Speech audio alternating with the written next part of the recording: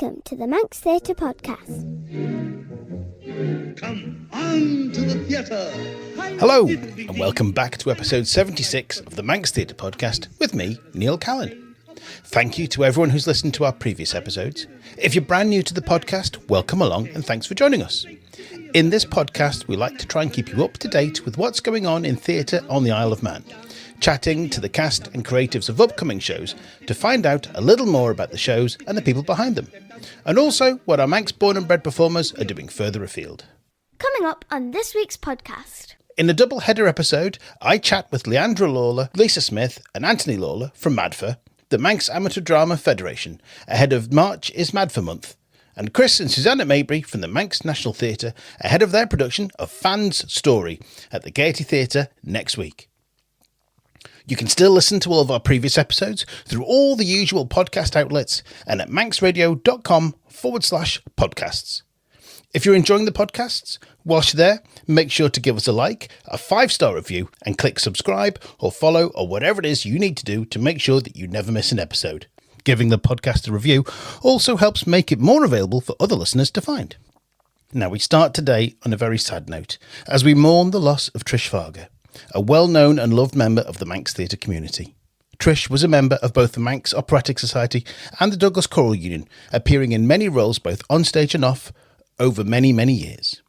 At her funeral on Wednesday 25th of February, her brother-in-law Gary Corkle gave a wonderful eulogy, charting Trish's performing life from childhood through lead roles in Manx Ops and DCU, her time in a cabaret singing duo called Illusion with Lorna Pearson-Brown, who she also operated the spots with on many shows, amusing the backstage crew with a running commentary over the cans of the performances on stage. To her own writings and productions of 2 non-factor musical plays, one of which I was fortunate enough to perform in. Fantine in the DCU's production of Les Mis, where she almost forgot to take her fluffy cow socks off before going on stage for Fantine's death, Mother Superior in DCU's Sister Act, and her final performance as Grisabella in Taylorian's 2013 production of Cats. I was fortunate enough to perform in 3 shows with Trish, and her energy and passion for performing and mischief was infectious. Trish leaves behind a legacy of brilliant performances and a big hole in the hearts of the Manx Theatre community. On a happier note, congratulations go to Liam Bean, who's booked his first job since leaving LSMT in the summer, and will be setting sail with Princess Cruise Entertainment as a principal vocalist on the Island Princess. From March, he'll be on board for 6 months, starting in Hawaii, then sailing to California, Alaska and Vancouver and back. Well done, Liam. Dishing up a slice of pure nostalgia, the Service Players have announced that their June production at the Gaiety will be The Good Life by John Esmond and Bob Larby, and adapted for the stage by Jeremy Sands. The cast includes Alexander Kane Duncan, Beth Espy, John Walker, Lisa Smith and Rachel Jochen. This witty, funny, heartwarming comedy will be directed by Toby Smith and assisted by Kim Childs. This episode has been made possible by funding from the Isle of Man Arts Council. For full details of the funding available and the application deadlines, check out their website at iomarts.com. That's all the news for now, but make sure you keep up to date with what's going on between episodes by following Manx Theatre Podcast on both Facebook and Instagram.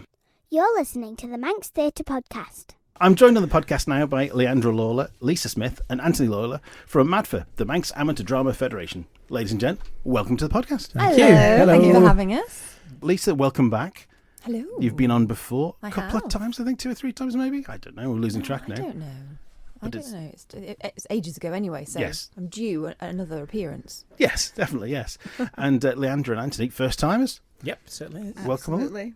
So we're here today because MADF have got lots of exciting new things that are happening this year, and also March is the month of MADF. It is. March is MADF month. MADF month, there we go. For those who don't know what MADF is, tell us a little bit about what they do. I mean, they've been around for, 75 years now? Yeah, so basically we bring people together through theatre, we nurture talent, we celebrate the joy of live performance, and we also do this through festivals. For example, the Easter Festival of Plays, which some of the listeners may have heard of, which happens obviously at Easter, at the Gaiety. The one-act plays, which historically were at Erin Arts Centre, and then moved to the Gaiety, I think, a few years ago. And then we also have the Young Actor of Man competition. But most recently, we did the All Island play. Yes. With Lisa was an amazing, beautiful gold goddess. Oh, yes. The All Island play, Titania. Midsummer Night's Dream at Government House Gardens. It was wonderful. It was Yes. amazing. And Anthony played. I was Thisbe and I was flute. So a dual role. Right. One male, one female. Yeah. I It mean, was beautiful. it had been a long time since the previous one, because the previous one was A Winter's Tale, and that was about 2001, 2, something like that. 2002. Yeah, it was a long time, so it was great to see that All Island play back again. Yeah, it really was. It was such a wonderful, special project. It was really- amazing. It felt Yeah. so lovely to be part of. Led was, by yeah. Sharon Walker. It's her dream.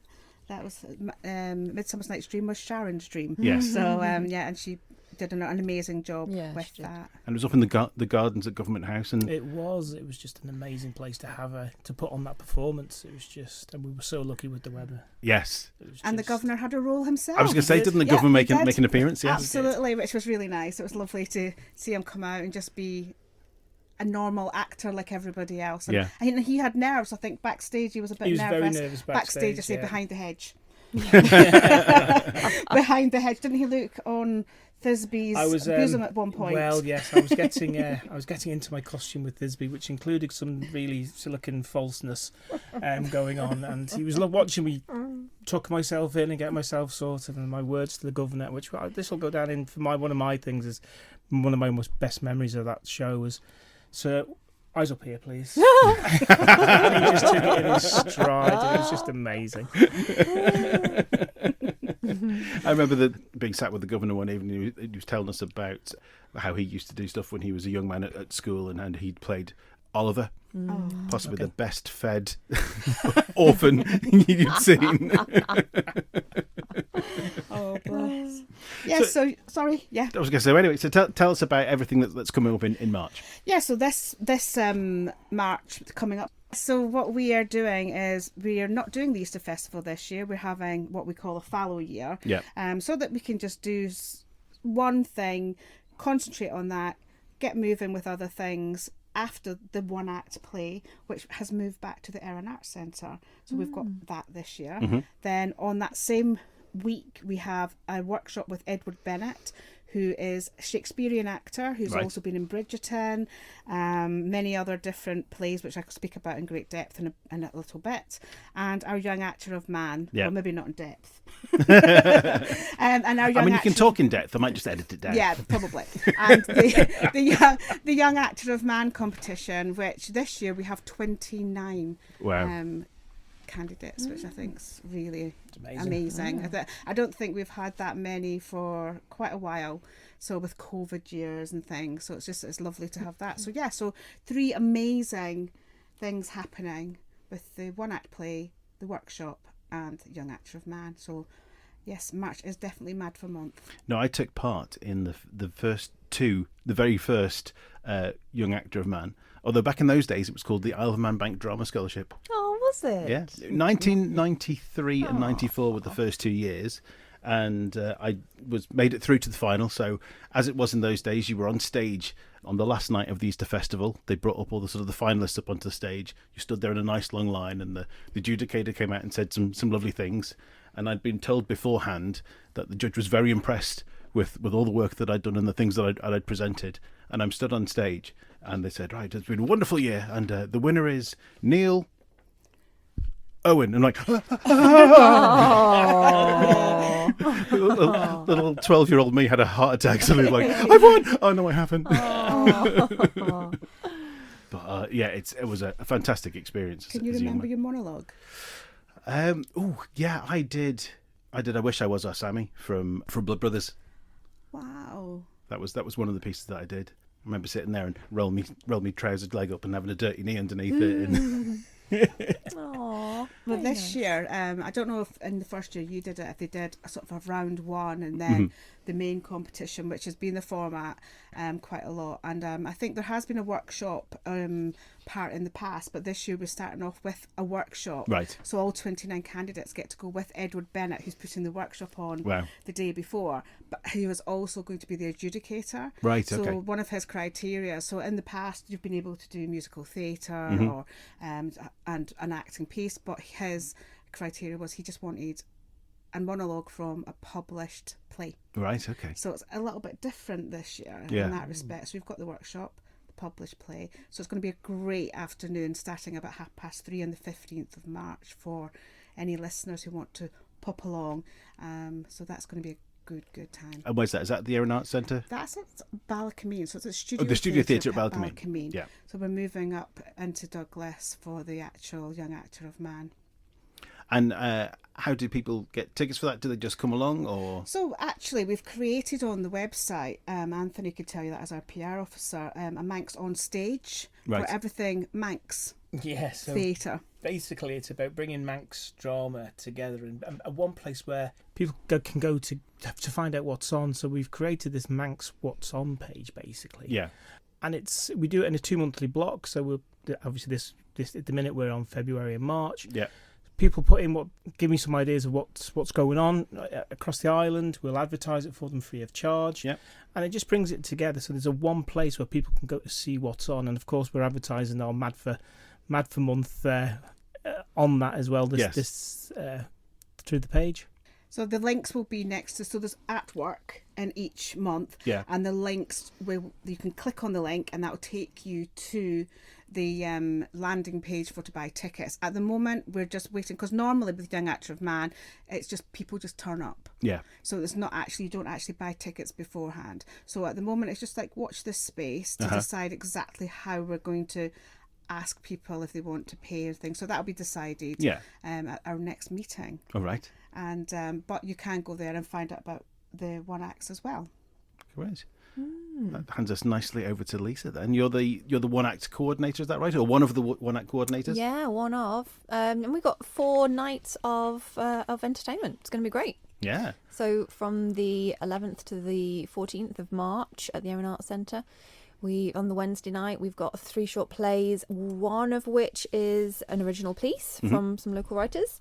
And the next night also, we've got an original piece. And then on the Friday night, we've got 3 youth entries. And on the Saturday night, 2 more to finish it off. And then, of course, the final adjudication and the awards. Yes. Yeah. So looking at the list, which I have here in front of me, so Wednesday 11th we have The Service Players with Janet and John by Michael Piercy. Russian Players, Parallels by Wood and Kinley. That's the original piece of writing. And then Starling Crew. Oh, of course, yes, Starling. So there's 2 pieces of original writing on that first night, because Gemma Varnham's written it. And do you know what? I've read it and it's just lovely. Yeah. I love it. She's so witty. Yes. Quirky, witty, original, but I think it's going to be really great. I'm looking forward to seeing that one. It's a 2-hander, I think, isn't it? Her and Ian Dixon as well. Ian so that's going Dixon. to be fantastic. Macbeth and Lady Macbeth. Indeed, yes. Yes, I think it's going to be brilliant. I think they'd hoped to put that in last year, but that's right. Didn't quite happen for them. Didn't work out for them. Yes. Yeah. And then on the Thursday night, go on, you tell. We have High Horse Productions, it's a new company, I think, isn't it? Neil King. Neil King, I thought it was. Former presenter of the podcast, Neil King, stretching his legs that way. He has Megan Hills performing alongside him. Right. Yeah. She's a lovely young actor.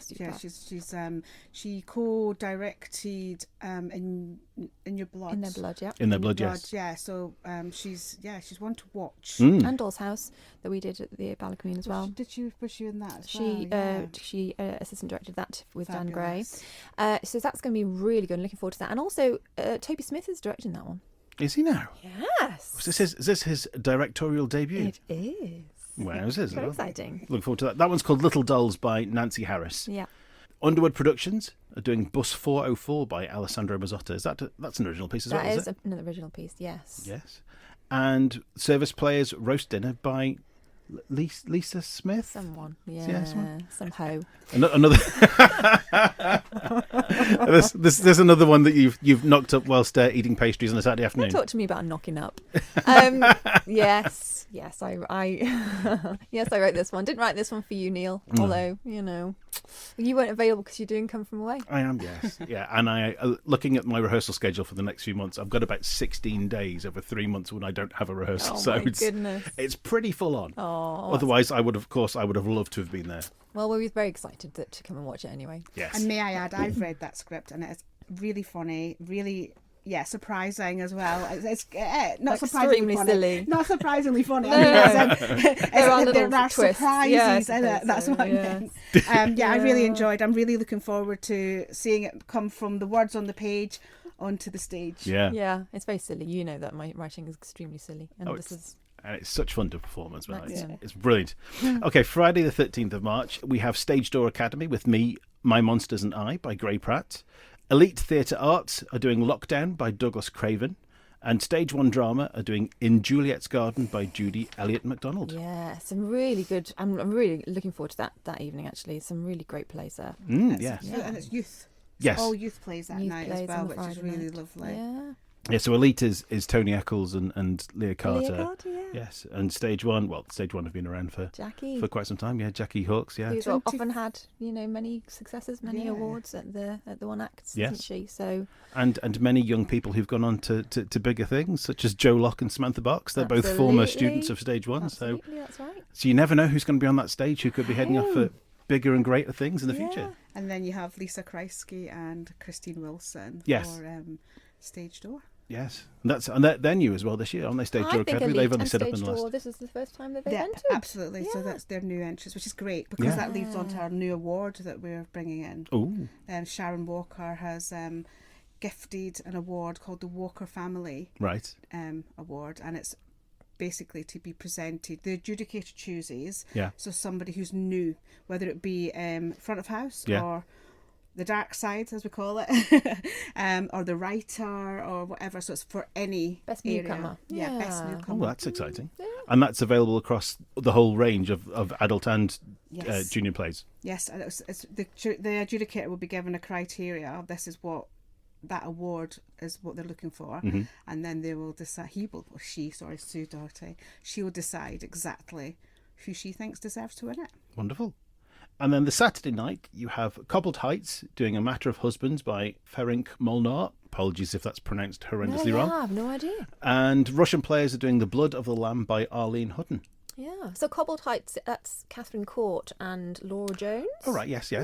Ah, So that'll be interesting. lots of new groups this year. That's Yeah, quite it's exciting. wonderful, isn't it? Yeah. Really good. So, coming off the back of that, we've got the playwriting competition, which is the Derek Jacobi playwriting competition.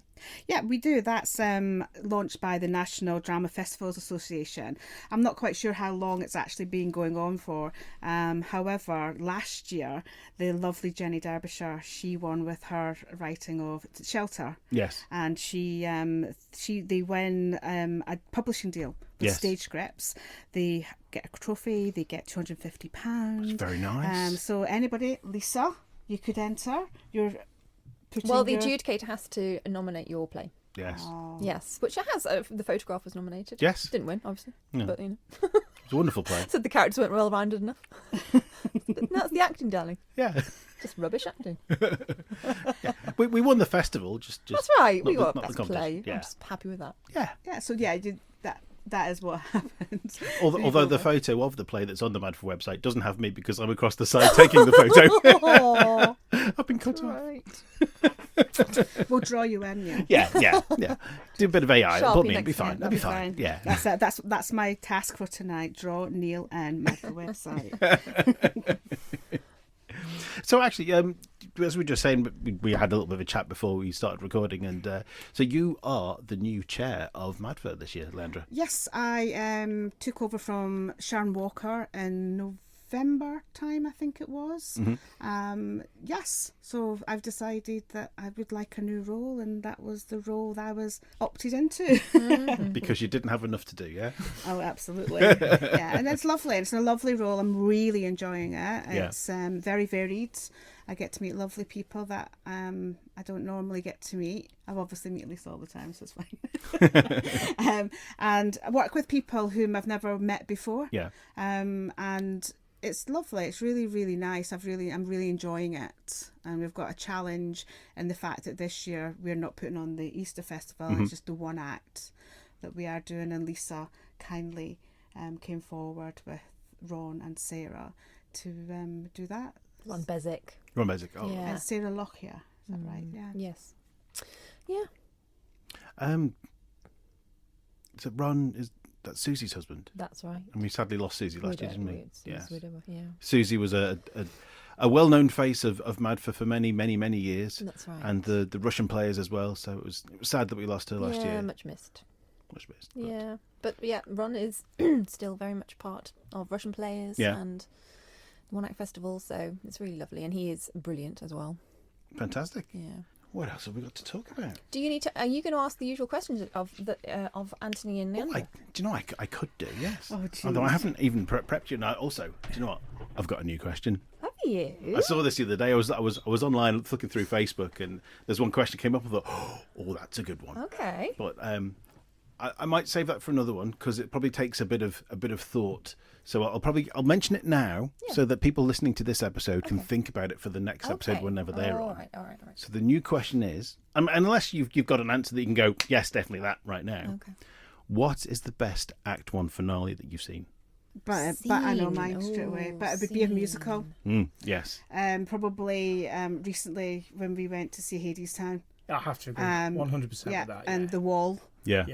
Absolutely. It's amazing. It's just... Visually just absolutely stands out. Definitely The Wall from Hadestown to you. Yeah. Oh, there you go. You had an answer. Well done. Okay, well, there we go. Well, that's in from now on then, okay? So if we look back at your performing as a performer, how did you get started initially?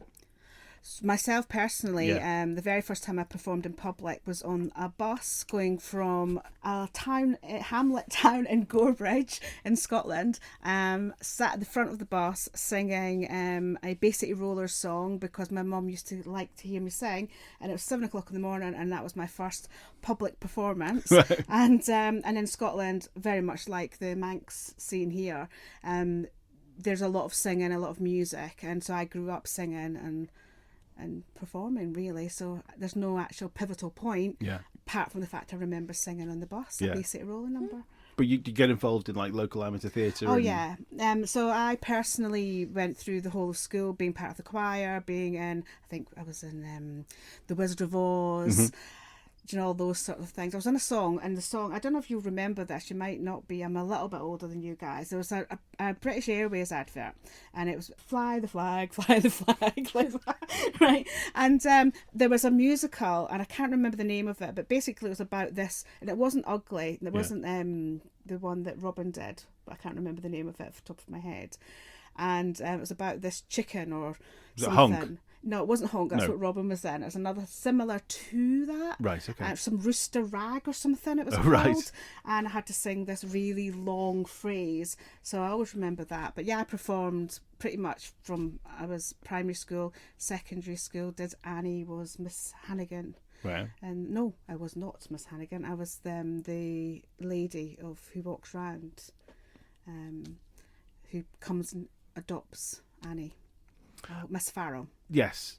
So yeah. Daddy Warbucks' secretary. But my first treading the boards in the Isle of Man was at the Beauty and the Beast with Manx Operatics when Anthony Williams first became the director. Back in 1998. It was. And I was invited down because I was doing Peel Pantaloons at the time. I was invited down to come and watch myself and a couple of others, Grania Jockin, Ben Hartley and Jonathan Io.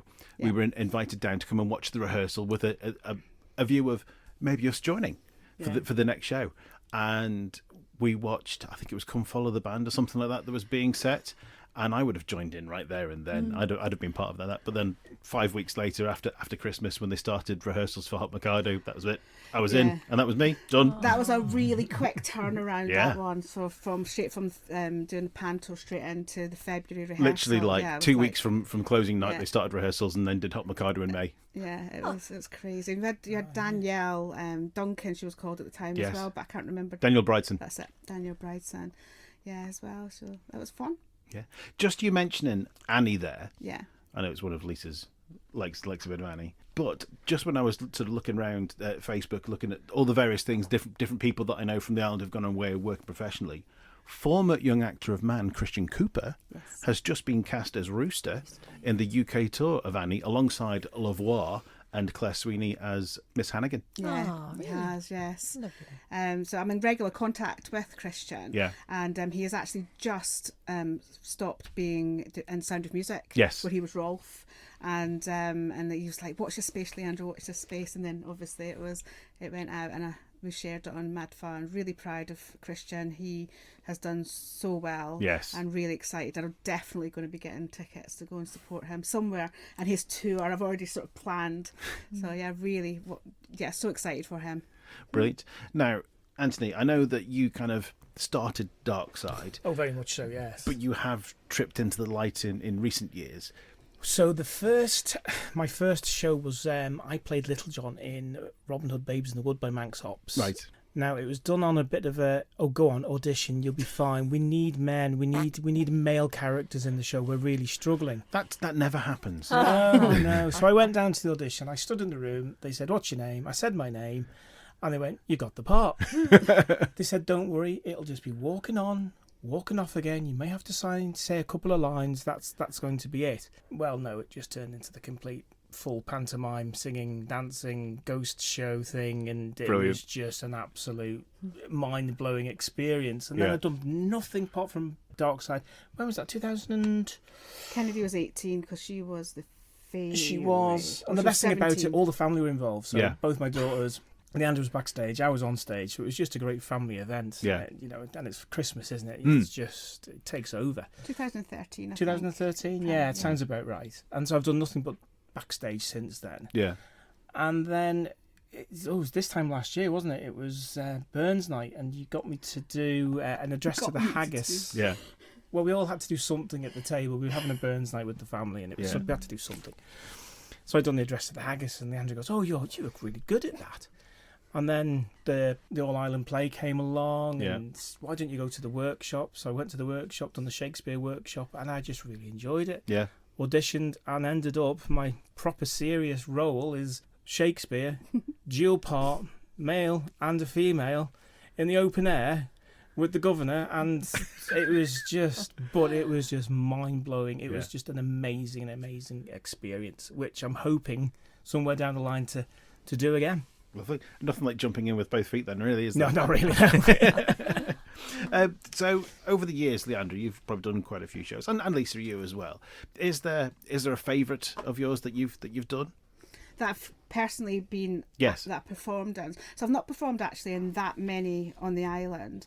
I think I really enjoyed Hot Mikado was the show that I probably musically. But I like chess as well. Though. Yeah. Oh, Two very different styles as well, yeah. though. It's really difficult, isn't it? Because Hot Mikado was really kind of jazzy and really kind of sort of, yeah. And then chess is just, So serious. yeah. But yeah, I remember one of the quotes. I mean, I really did enjoy that, but I didn't have a huge amount of physical movement because I was part of the pop choir. Yes. And but I always remember we were doing the pop choir one night, and we went backstage, and I think it might have been Simone's relatives had been in the audience, and they'd heard somebody go, "Oh my gosh, have they brought that pop choir from across? Is that professional choir?" And we were like, yeah. There. Yeah. So, but no, I mean, I honestly and truly, I don't think I have. I have moments that I really do enjoy. I think, but all of them really. Yeah. Yeah, I'm really lucky. A nice eclectic mix of Yeah. everything. What about you? I haven't noticed what I said last time, but But things can change. So yeah, things do change. I will always love Clue that we did Yes. November a year and a half ago. That was such fun. I mean, Incredibly and silly. frantic. Pardon? incredibly silly. Yes, It's a lot of very, fun. very silly, hugely, just frantic. That was a really good comedy. I mean, I'll always love Blood Brothers Yeah. that David Dawson directed, and in that with Lorcan and Jack and Brilliant. oh gosh, wasn't that a great play? It was Wonderful. brilliant. I remember that was so good. Yeah, but then my bucket list was to play Beatrice, and I got to play Beatrice in Much Ado About Nothing. Tick. I know, Done. big tick. Yeah, so that was wonderful a few years ago for Paradise. for Parados. Parados is first. Was that their first production? Yes, it was. Yes. Yeah, Yes. it was. Yeah. So, and that was down at King Bill's. That was wonderful. Really wonderful. What a great play. What a great cast. What a great character to play. That really was. That was the one I wanted to do, and I got to do it. Brilliant. I just remembered something actually. Go on, yeah. Sorry well, I've completely forgotten as you were talking there. So I was lucky enough to take part in For the Fallen. Right. Oh yes. That was written by John Young. Mm. And then we got to come up to Manx Radio and record, and we did the recorded version for radio. Yeah. I say probably that may have actually be the pinnacle, because to work with John, who's such a talent, and the actual set was in the round, and they made I don't know if did you come and see? Oh yeah, it? I was there. Yeah. It was just. Did you get the opportunity to see it? No, I don't think It was so. just It's amazing. phenomenal. It was absolutely And amazing. it was so moving because it was based around the First World War, and it was specifically written by John, and he had the letters from the people from World War One on the ceiling and in wire, and then we placed poppies, and it was just amazing. I seem to think So there was like good. a trapdoor in the stage Their that trenches, became the yeah. trenches. Yeah. Oh. It was really and I good. played a mother whose son had gone off to war, and yeah, we had Stephanie Gray was in it. Mm. There's lots, and Bob from here, Yeah, Bob Harrison. Yeah. yeah. So and Christian Cooper, Yes. he was the soldier that went off to war. So yeah, it was lovely. It was that. So yeah, probably that. Right.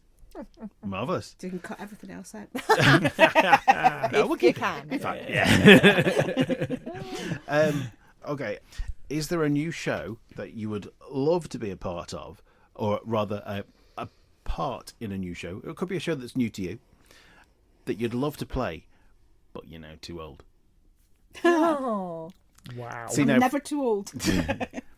see, for me, Back to the Future, I love Back to the Future, but I'm too old to play Marty. And realistically, I'm going to be Doc Brown. Yeah. Still a pretty good role. I was watching The Waitress the other night, and I'd like to be the handsome doctor, but I'm not the handsome doctor. Realistically, I'm probably more like Oki, the funny little one that woos the other girl. But realistically, I'm going to be Cal, who's the old guy who runs the pie shop. Aww. Sorry. Aging's so cruel, isn't it? It is. Do you know, age-wise, I've never really bothered with things like that. But for me, it was always, even for me, historically, it was always my height, because I'm only 4'11". Yes. So if I went for a role, it was like realistically there was no chance. I mean, if I'd be easier going for the Munchkins and Wizard of Oz. Do you know what I mean? I'd probably have got that. But but I've never really thought about it. I think for me now, because I'm firmly the other side and not thinking about performing as much as I did, I like to be a facilitator. Yes. Rather the than creative. Yeah, I like creating, I like writing, I like creating my own things as well. So watch the space for next year for youth plays, hopefully, maybe Manx themed. And so no, I don't really think about being being old. I'm not old.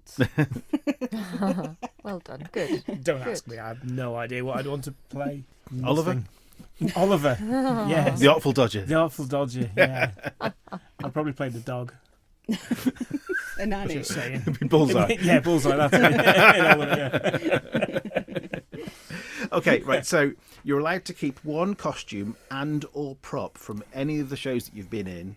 What is it and why? Can I go first on Yeah, that go one? for it. Has to be my silicone boobs from playing Thisbe from Midsummer's. I really wanted to keep them. They fell out a couple of times during the show as well. That's funny. Which we just laughed it off and just got on with it. Yeah. Just That's what you got to do. me alongside Lorcan, which was just phenomenal. So yeah, that would be mine. I would have them in a cupboard somewhere out of the way because I wouldn't be allowed to have them out. Not mounted on the wall. No, definitely.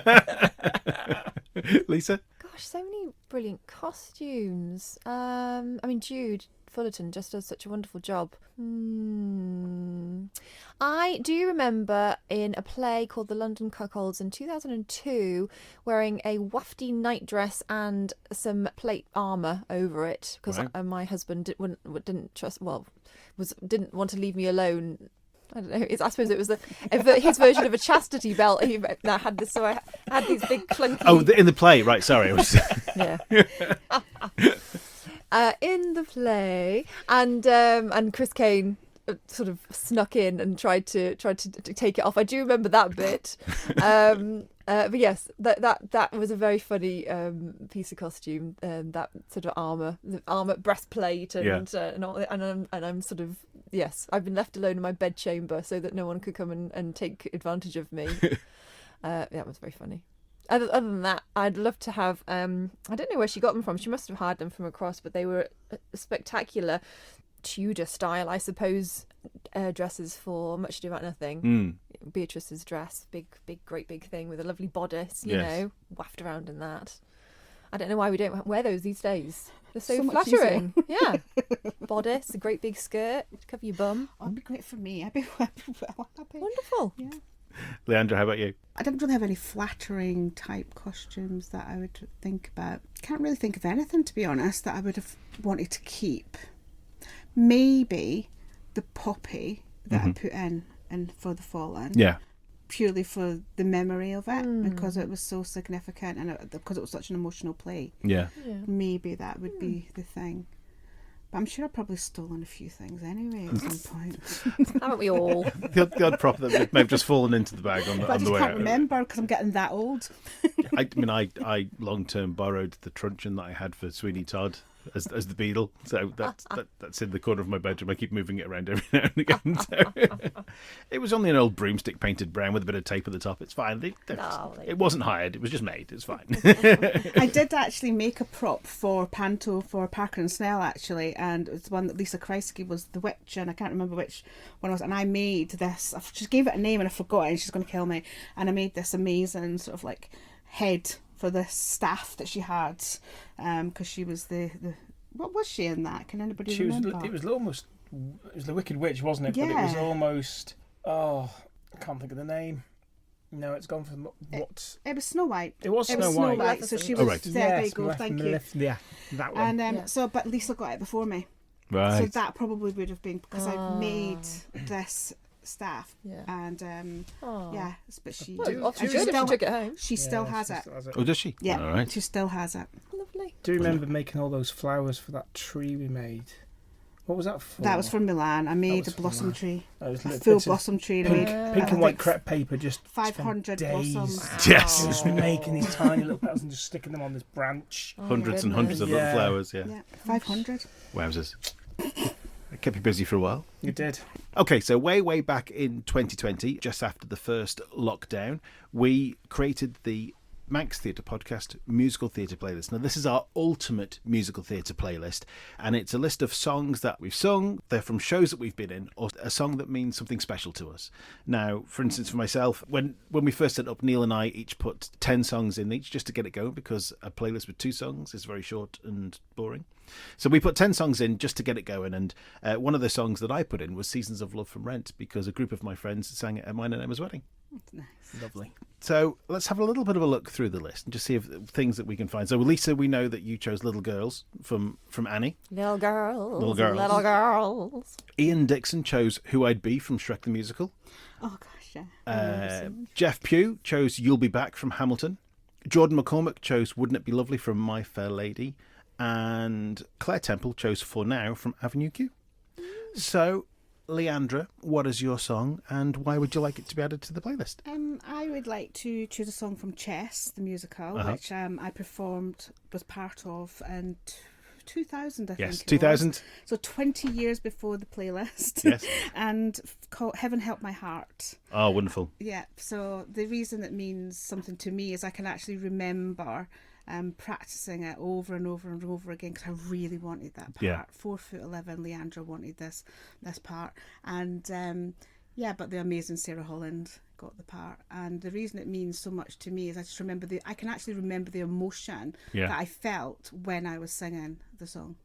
It's a fantastic song, and I was there. I was in that show with you, so that was our second show together. Many years ago. I was just a boy. There's been some photos, or at least an album of Mike Bonner's that's resurfaced in the last couple of weeks, and seeing all those pictures from 25, 26 years ago, I was like, just a boy. I'm standing in one of them with my hands above my head like this, as if I'm going to do some sort of Spanish dance. Yeah. And my daughter sent me a message saying, "Mum, is that you? Is that you?" And I'm, yep, I recognise those ankles anywhere.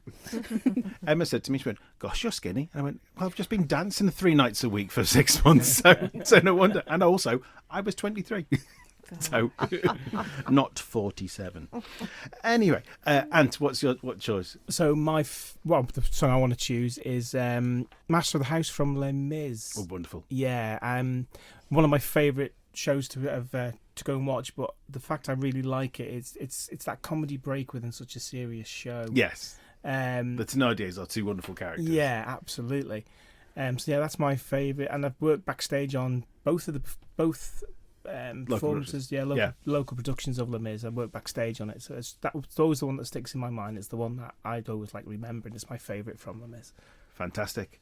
Right, well, thank you for joining me on the podcast this evening. We wish you and everyone at MADF all the very best for March, being a MADF month, Young Actor of Man, and the One Act Festival. Thank you so much, Yeah, thank Neil. you very much. Can we also add a thank you to our sponsor for the One Act Festival, who is Batford & Co Insurance Brokers Limited? Of course you can. Thank you. No problem. So we'll be sharing details of how you can get tickets for all the different things through our Facebook pages, and will be links through to MADF's pages as well. Wonderful. Thank you so Absolutely, much for having Thank us. you. Have a Yeah, great thank time. you. Thank you. See you again soon. Bye. Bye. You're listening to the Manx Theatre Podcast with Neil Callin. Well, thanks to Leandra, Lisa and Anthony for chatting to me about March's MADF month. And as mentioned earlier, this is a double-header episode.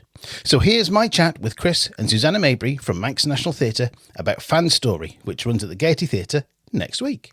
Okay, joining me now on the podcast are Chris and Susannah Maybury of the Manx National Theatre, ahead of Fan's Story, which runs at the Gaiety from the 5th to the 6th of March. Susannah, Chris, welcome back to the podcast. Thank you very much. This is your second or third trip on a visit onto the podcast now, I think, isn't it? I think it's the third. Yeah, third. Gosh. Gosh.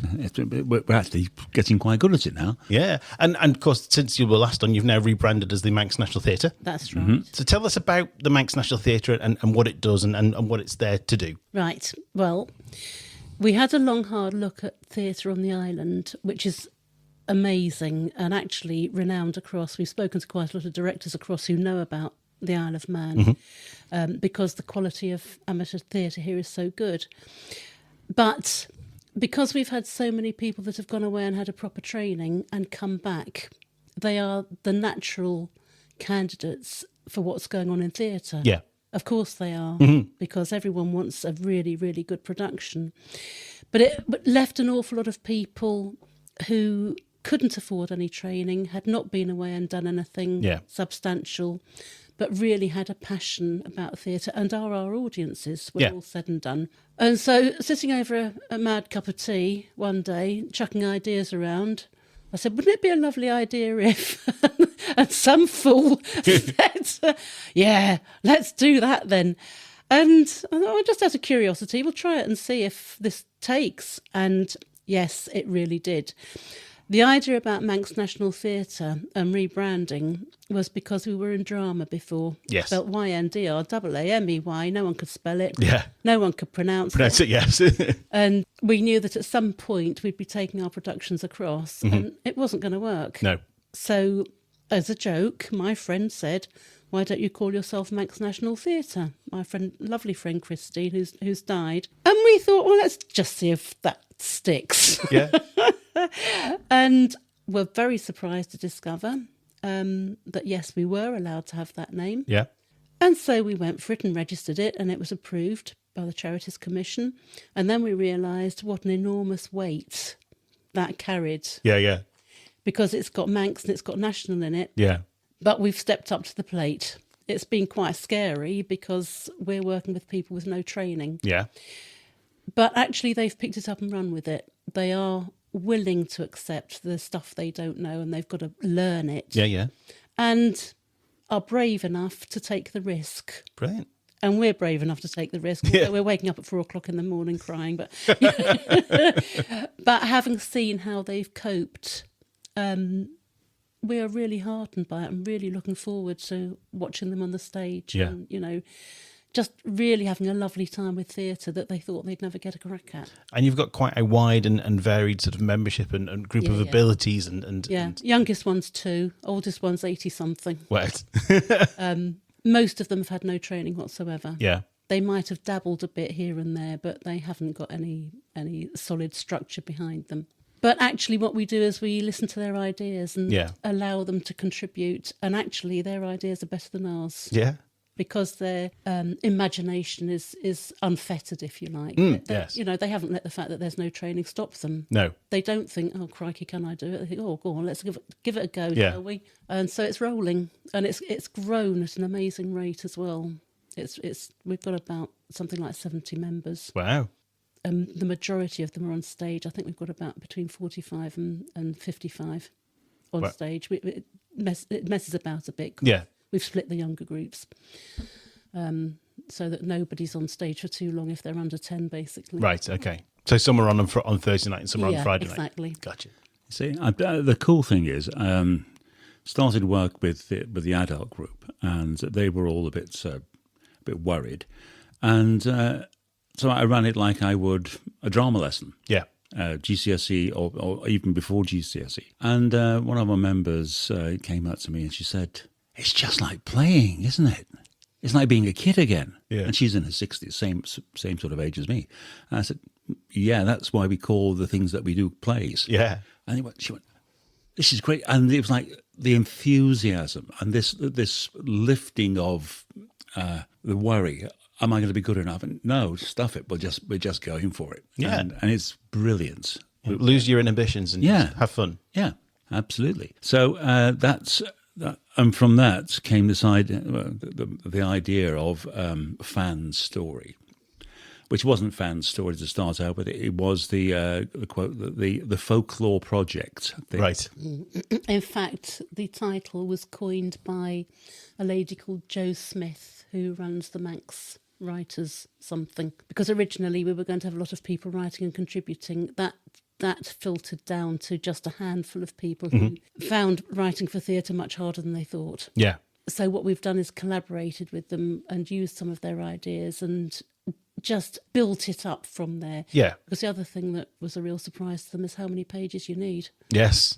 It's a lot of pages. It is, yes. One page is only a minute, if you're lucky. Yeah, yeah. But we've done it. Or Yeah. Chris has done most of it, to be fair. Well, My writing's rubbish, but his is quite good. I've done a lot of It's had a lot of experience. I know. Yeah, I've done a lot of collating, filling out the gaps, making it stage friendly. Yeah. And a lot of that's come from the cast as well. Could we try this? And the standard answer in Manx National Theatre, God help us all, is yes. Yeah. Can we try it? Yes. Do you think we should give it a go? Yeah. Sometimes it's yes and. Yeah. Yes, and we could do this as well. Or yes, but it's always yes.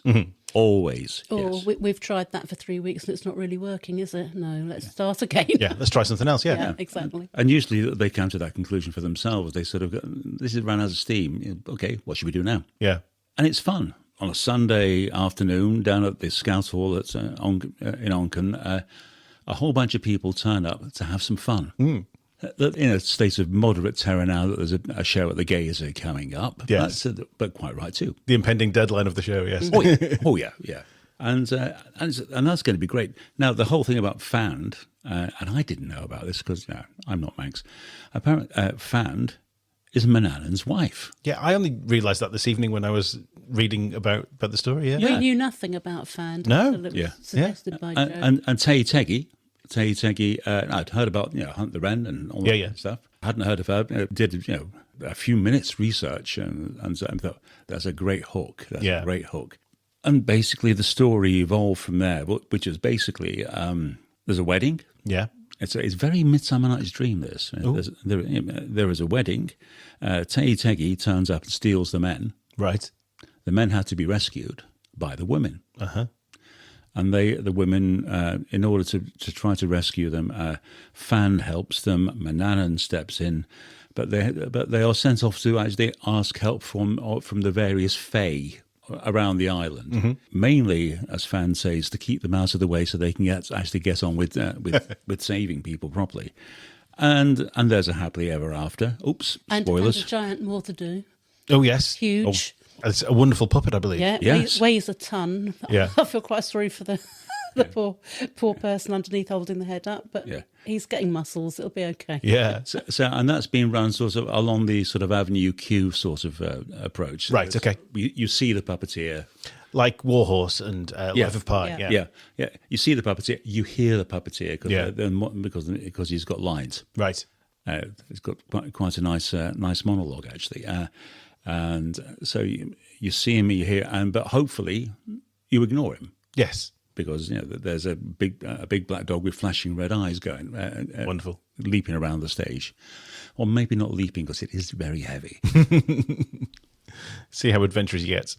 Well, yeah, and again, we're just trying stuff out. We're still trying stuff out. So Yeah. It's great. Fantastic. So it's a fairly small cast of kind of lead characters, yeah? Mm-hmm. So you've got Fand, which is Manannan's wife. Yeah. And that's Tina Douglas. Yeah, Correct. Manannan himself is Craig Douglas. yeah. And they are married to each other. And they are married to so married in real life. Oh, Yeah. wonderful. Yeah. It's been very interesting. We've got a couple that are playing couple in Come From Away as well, which is always interesting. Although when it gets to the kissing scene, obviously they're not going to be too bothered about doing that. So that's fine. Well, do I have to again? Yeah. Again, all right. And then Teggy is Shannon Murphy. Yeah. Correct, yeah. And of course, along with that, we've got all the fairies, the mermaids, the begun, and as you said, the Maudie Do, which is apparently a fantastic puppet made by Lizzie Christian. Correct. Yeah. Yeah, it is fantastic. I'm a bit shocked, actually. We thought it was going to be a little bit chucked together.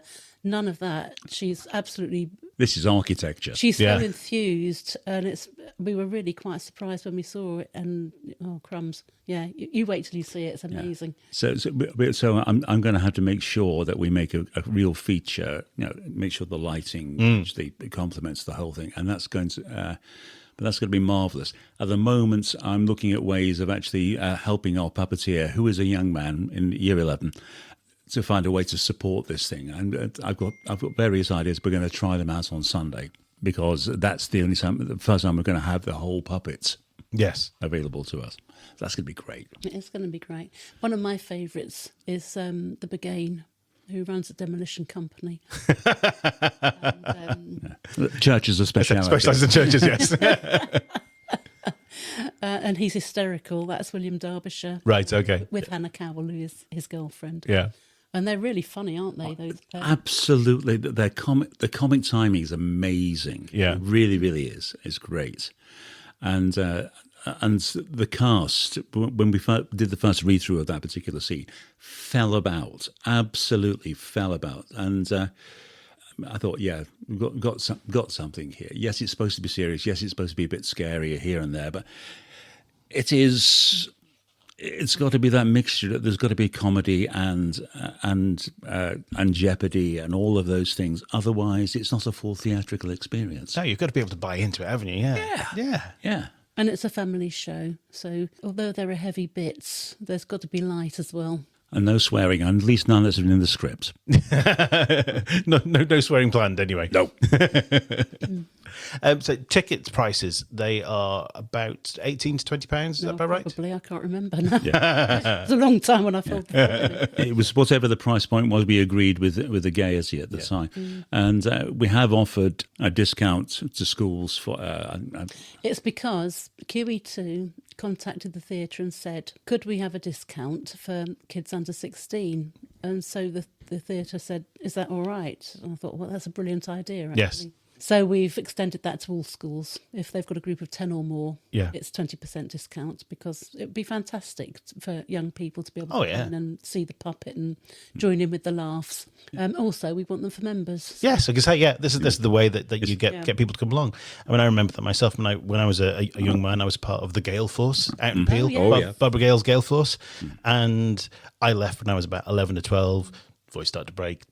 And being one of only two boys left in the group at the time, and the other boy being about 4 years younger than me wasn't great. Yeah. So I'd left for a few years, and then I went to watch the Peel Pantaloons, and I just thought, I want to do this. Mm-hmm. And then I did the next 5 years and then I got invited to the Manx Operatic Society, and then, well, the rest is history. Now you're famous. Ish. or Infamous or one of those. But no, you're right, because you never know who you're going to, who's going to turn up to any given show and go, I really want to do that. That's where I want to be. I want to be that person on that side. Happened to me. Happened to most people. I've discovered that I discovered very early on, I am the world's worst audience. I don't want to be sitting in the seat watching. I want to be out there doing it. That's what I want. And with Manx National Theatre, we're trying to facilitate that for as many people as actually want to do it. Yeah. And at the moment, we've got lessons all Saturday afternoon and all Sunday. So it really has mushroomed. Yeah. Which is very pleasing, but it's meant that we've had to run to keep up with it, and we are doing it. Can I just mention to people, just a quick promotion here, on Sundays at 12 we have a ballet class for adults. On Sunday at 1 we have a tap class for adults. On Sunday at 5 we have a jazz class for adults. Wonderful. With the suggested donation of £5, but if you can't pay, it doesn't matter, you can still come. Yeah. So we'll be picking that up again the second fan story is finished. Right. It's a lot of fun. Yeah. The classes are hysterical. And so how do people get involved, and how do people join? Do they turn up? Just turn up. They just turn up. It's not complicated. Yeah. Yeah. Just be there, and that you're automatically a member. Yeah, that's it. They can get in touch with us via the Facebook page, which is Manx National Theatre. That's probably the easiest route because we pick up all those messages. But I don't know what we did with our weekends before, really. It's so boring when we're not, we think we they ought to be slept. lovely. Do you remember sleep? No, I don't remember sleep. Okay. I don't remember. I just I now all know mild panic perpetually. But Sundays and Saturdays, we wake up and think, oh, yeah. Oh, this is quite exciting. Yeah. The second the people arrive, it's buzzing, absolutely buzzing, which is marvellous. Exciting creative days. Yes, it is. And the best days. Yeah. Fantastic. Full of laughs. Yes, excellent.